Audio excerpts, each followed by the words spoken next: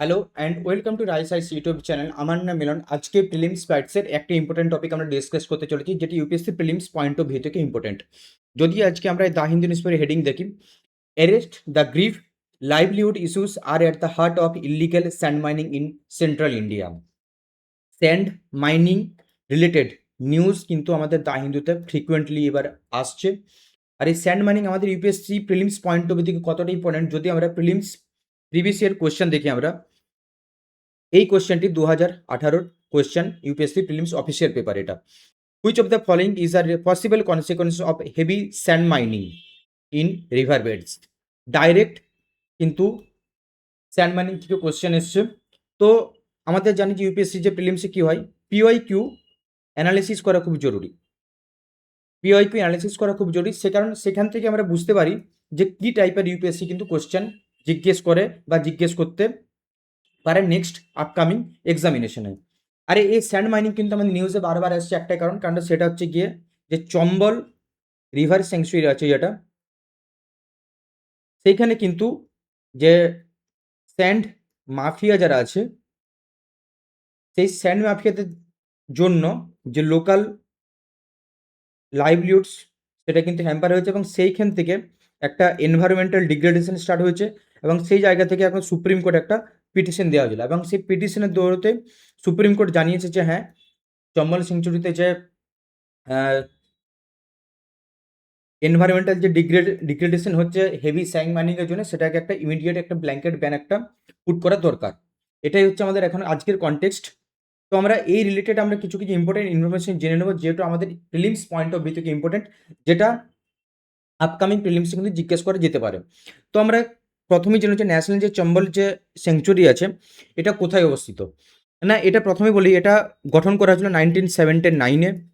এটি আছে 3টে স্টেটের উপর, একটা হচ্ছে গিয়ে ইউপি, একটা হচ্ছে এমপি, আর একটা হচ্ছে গিয়ে কি রাজস্থান। 3টে স্টেটের উপর বর্ডারিংয়ে করে আছে এই ন্যাশনাল চম্বল সেঞ্চুরি। এটা এটা কিসের জন্য ফেমাস না, এখানে আছে ক্রিটিক্যালি এন্ডেঞ্জার্ড ঘড়িয়াল পাওয়া যায় এখানে, এখানে ডলফিন পাওয়া যায়, গাঙ্গেটিক ডলফিন যেটা বলা হয়, প্লাস আদার্স বার্ডস পপুলেশন এখানে কিন্তু এই সেঞ্চুরির উপর কিন্তু ডিপেন্ডেন্ট। তো সেই জন্য কিন্তু এটা আমাদের প্রিলিমস পয়েন্ট অফ ভিউ থেকে ইম্পর্টেন্ট, এবং আমাদের জন্য যেটুকু ডেটা মনে রাখা দরকার সেটা হচ্ছে গিয়ে এই জিনিসটি মনে রাখা দরকার যে 3টে স্টেটের প্রতি কিন্তু এটা বিস্তৃত, উত্তরপ্রদেশ, মধ্যপ্রদেশ এবং রাজস্থান। এবং কোন নদীর পর? সেটা হচ্ছে কি অবভিয়াসলি নামটা দেখে মনে যাচ্ছে যে চম্বল। তো এরপর আমরা আসবো যে মিনারেল ক্লাসিফিকেশন নিয়ে। এটা নিয়েও কিন্তু অলরেডি ইউপিএসসি কোশ্চেন জিজ্ঞেস করেছে। Minor mineral, major mineral. আর মিনারেল নিয়ে ইউপিএসসি প্রতিবারই একটা করে অল্টারনেট ইয়ার বা এভরি ইয়ার কোশ্চেন জিজ্ঞেস করে। 2025-এই জিজ্ঞেস করেছিল লেটেস্ট ইয়ারই, যে মিনারেল রেগুলেশন নিয়ে। তো যেহেতু তোমরা সবাই অ্যাসপায়ারিং বিউরোক্রেটস, তো তোমাদের জেনে রাখা দরকার যে অর্গানাইজেশনের নাম কি, কিভাবে রেগুলেট হয়, গভর্নেন্স স্ট্রাকচার কি, এইসব জিনিস একটা বেসিক জিনিস তোমাদের মনে রাখা দরকার, যেগুলো আমাদের এক্সামে কিন্তু জিজ্ঞেস করে। তো সেই বেসিক আমরা একটু জেনে নেব। তো প্রথমে জানবো যে লিগ্যাল স্ট্যাটাস কি। মিনারেলকে প্রথমেই আমরা ভাগ করি দুরকম স্টেজে, একটা হচ্ছে কি মেজর, একটা হচ্ছে গিয়ে মাইনর।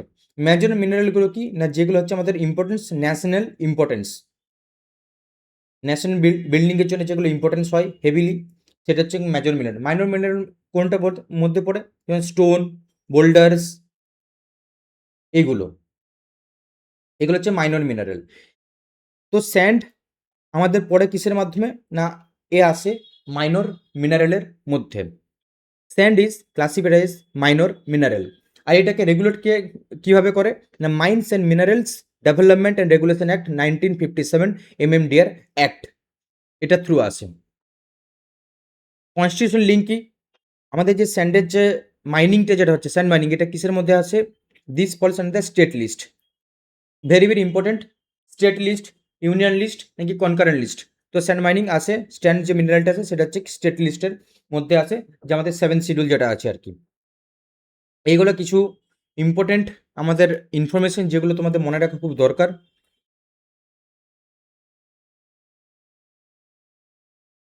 আরেকটা কথা বলে রাখি যে মেজর মিনারেল সেটা আছে, সেটা যেমনকে গভর্নকে করে এনা ইউনিয়ন গভর্নমেন্ট।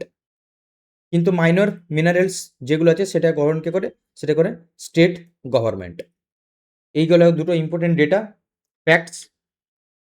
ইকোলজিক্যাল এবং ফিজিক্যাল ইম্প্যাক্ট, স্যান্ড মাইনিং এর জন্য কি কি পসিবল ইম্প্যাক্ট হতে পারে, যেমন 2018 কোশ্চেন জিজ্ঞেস করা হয়েছিল। যেমন পসিবল ইম্প্যাক্ট কি না, river bed incision, loss of biodiversity. যদি বেশি পরিমাণে আমাদের স্যান্ড মাইনিং করা হয় তাহলে সেই ক্ষেত্রে কি হতে পারে, যে ফরেস্ট এরিয়া থাকে ফরেস্ট এনক্রোচমেন্ট হবে, ফরেস্ট এনক্রোচমেন্ট হলেই লস অফ বায়োডাইভার্সিটি হবে। আমাদের যে চম্বল যে সেঞ্চুরি আছে সেখানে কি কি পাওয়া যায়, ক্রিটিক্যালি এন্ডেঞ্জার্ড ঘড়িয়াল। তো যদি আরও বেশি স্যান্ড মাইনিং করা হয় তাহলে এদের অস্তিত্ব আরও বিপন্ন হবে, সেক্ষেত্রে লস অফ বায়োডাইভার্সিটি কিন্তু আরও ত্বরান্বিত হয়। ওয়াটার কোয়ালিটি, যত বেশি স্যান্ড মাইনিং করা হয় তত বেশি যে রিভার বেড থাকে, এই যে স্তরটা থাকে, এই স্তরে কিন্তু কমে যায় এবং কমে যাওয়ার জন্য যে জলের যে সিঞ্চনটা যেটা হয় সেটা কিন্তু খুব পুয়ার হয় এবং সেখান থেকে যে পলিউটেড যে স্যান্ড মাইনিংয়ের জন্য যে পলিউটেড যে পার্টিকেলসগুলো থাকে সেটা কিন্তু খুব ইজিলি কিন্তু আমাদের জলস্তরে যায়, মিশে যায় এবং সেই জল কিন্তু যখন আমাদের উপরে আসে এবং যখন পান করা হয় তখন সেখান থেকে কিন্তু আমাদের ডিজিজ হয়, যেগুলো জলবাহিত ওয়াটার বর্ন ডিজিজ বলে আমরা চিনি। ইনফ্রাস্ট্রাকচার রিস্ক হয়, যেমন ব্রিজ পাইপ যেগুলো হচ্ছে সেগুলো কিন্তু ধসে যাওয়ার একটা সম্ভাবনা থাকে। এরোডিং ব্যাঙ্কস হতে পারে, mining can undermine the foundation of the bridge and piles.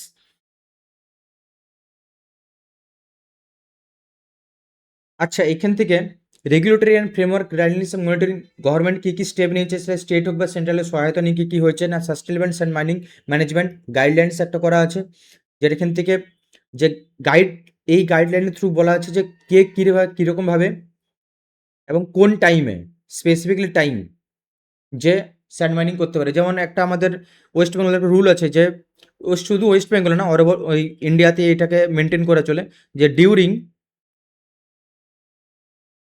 July, August, September, এই যে বর্ষার সিজনটা আছে না, এই টাইমে কিন্তু কোনোরকম স্যান্ড মাইনিং আমাদের রিভার বেডে করা যায় না। কারণ এতে কি হয়, ধরো এটা একটা রিভার, এখানে একটা ড্যাম আছে, বর্ষার সময় কি হয়, জল এখান থেকে প্রবাহিত হয়, আমরা ছেড়ে দিই কারণ এইখানে ওভারলোড হয়ে যায়।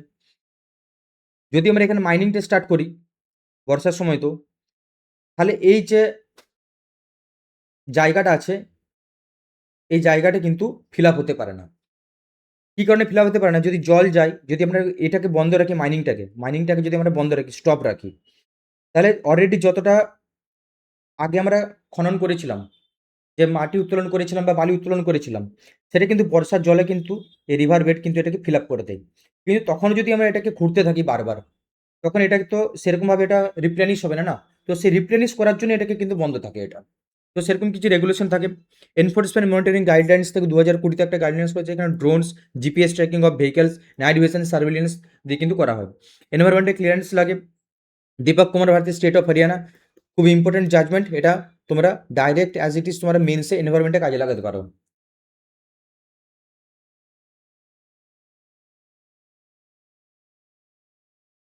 আরেকটা আছে কি না, state environmental impact assessment authority আছে, যখন কোনো প্রজেক্ট স্টার্ট করা হয় স্যান্ড মাইনিং রিলেটেড তখন সেখানে কিন্তু এই অথরিটি কিন্তু সেখানে লাগু হয়।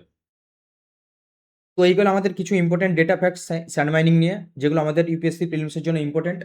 এবার আপকামিং 2026 প্রিলিমসের জন্য কনসেপচুয়াল কোশ্চেন জিজ্ঞেস করে ইউপিএসসি, তো সেই জন্য বলছি এই জিনিসগুলো তোমাদের মনে রাখা দরকার, খুব জরুরি। বেসিক জিনিস, খুব ডিটেলসে না গেলেও চলবে, ডিপে, কিন্তু হ্যাঁ বেসিক জিনিস তোমাদের মনে রাখা দরকার। আরেকটা কথা বলে রাখি, আমাদের টিম মেম্বার্স মেন্সের জন্য ডেলি দুটো ভিডিও নিয়ে আসে, একটা হচ্ছে গিয়ে ডিপ অ্যানালিসিস, একটা হচ্ছে গিয়ে এডিটোরিয়াল এক্সপ্লেন্ড, যেখান থেকে তোমরা daily mains oriented topic discussion হয় দুটো, এবং সেটা বাংলাতেই হয়, বেঙ্গলিতে হয় ডিসকাশন, এবং তার নোটস পেয়ে যাবে Bengali plus English. Video discussion হওয়ার পরে এই নোটস তোমরা পেয়ে যাবে আমাদের রাইস রাইস ওয়েবসাইটে। প্রিলিমস খুব বেশি দেরি নেই, প্লিজ তোমরা রিভাইজ করো, আর রিড অ্যান্ড রিভাইজ, আর পিওয়াইকিউর উপর বেশি ফোকাস দাও।